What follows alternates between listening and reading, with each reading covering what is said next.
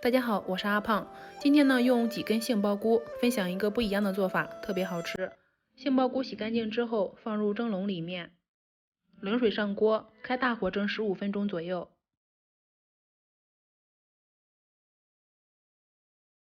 15分钟后，可以看到杏鲍菇的颜色深了一些，而且是明显缩水，说明杏鲍菇已经蒸熟了。把它取出来，然后放在一边冷却备用。准备半块洋葱，切成细丝。切好之后放在一个大一点的碗里面，再准备一根黄瓜，也切成丝。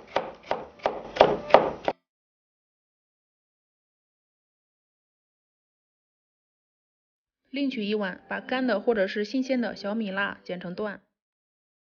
再准备几个大蒜，把它剁成末儿。剁好之后和辣椒放在一起，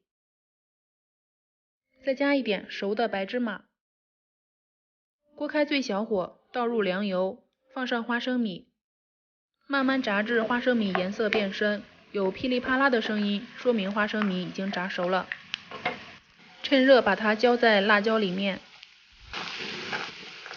向里面加入食用盐、生抽、香醋、鸡汁，搅拌均匀。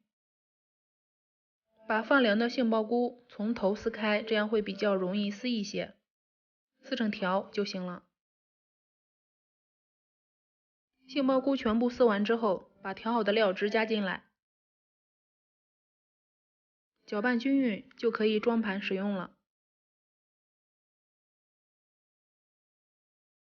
杏鲍菇这样做比炒着吃、煎着吃还要下饭，喜欢的话可以试试哦。谢谢您的观看。